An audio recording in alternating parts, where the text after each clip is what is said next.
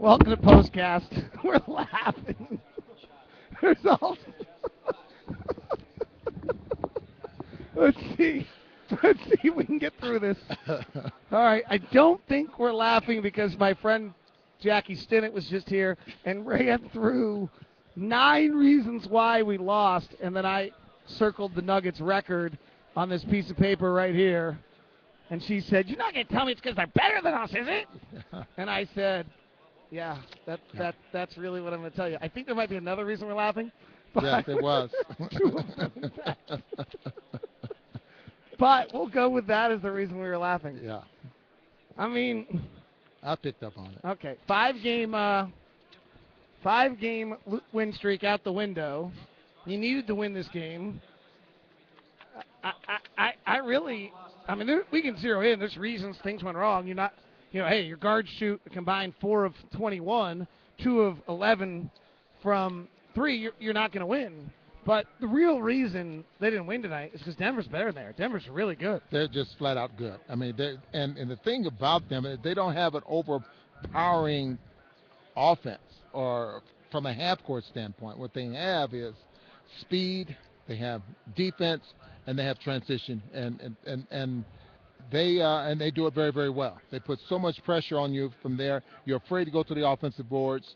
Otherwise, you're going to get beat in transition. I mean, it's just those type of things that weighs on your mind. And as you mentioned, George Karl said that they thought that they could run on this team. They're pretty relentless. I mean, the Jazz dealt with some things well in the first half, and by the second half, they weren't dealing with the pick and rolls well. They were getting cut off some loose balls. There were some areas where the Jazz got less good as the night goes on.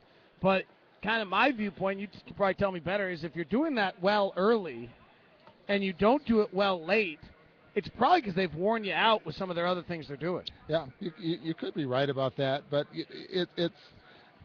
I think if the Jazz would have shot the basketball a little bit better, the game would have been a little bit different.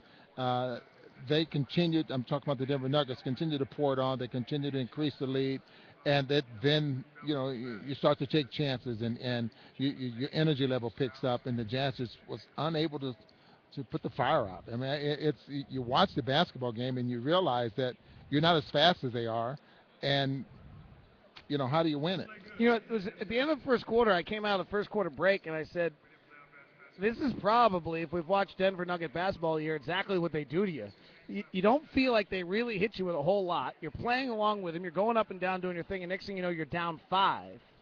And the Jazz then played pretty well in the second quarter to hold it, to tie them in the second quarter, so they're down 5 at half.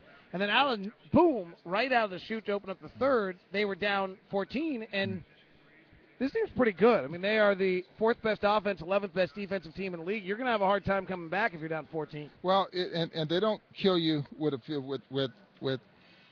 like I said, the half-court game. And so you have to try to find ways to slow this team down. The Jazz tried to play a slower pace. That didn't work. And I just thought their half-court defense just upset the Jazz and took them out of everything. It's Paul Millsap puts on the floor, and all of a sudden he's double-teamed, and you got to make a quick decision.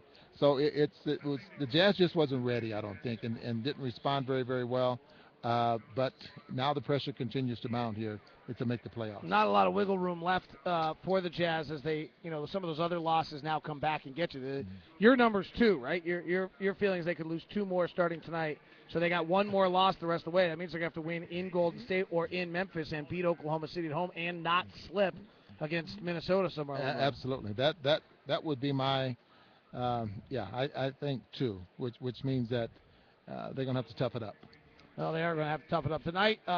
What do you think caused Mo and Randy to have that night? Just the law of averages came back to get them, or does Denver speed you up and get you off your game a little bit? Or I thought they rushed a couple of shots there, but David, you just have nights like this. What you don't want to see and what you hate to see is both of them have nights like that, or you have 3 guys that aren't shooting the basketball well, and sometimes you put it on the defense, but that wasn't the case. The Jazz had great looks, especially in that first half. They just didn't make them, and you start pressing, I guess, and trying to get the cut into that league too fast. So many things probably went wrong, but you just hate to see 2 guys having a bad night. You surprised Kenneth Faried outplayed Paul Millsap in all 4 games? No, I watched Christopher Reed play on TV, and he just eats everyone up. His energy level, it's like he's hyper. I wonder what he's like at home. Is he one of those guys that can sit still or does he always have to be doing something? That's what he reminds me of. That he has to be moving and doing something all the time, because when he's on the floor, that's exactly what you get out of him. He's never standing in one spot. The ball goes up. You don't box him out. He'll go to the opposite side of the floor just to make sure that he has a chance to get a rebound. So the Jazz fall tonight to the Denver Nuggets, 113-96.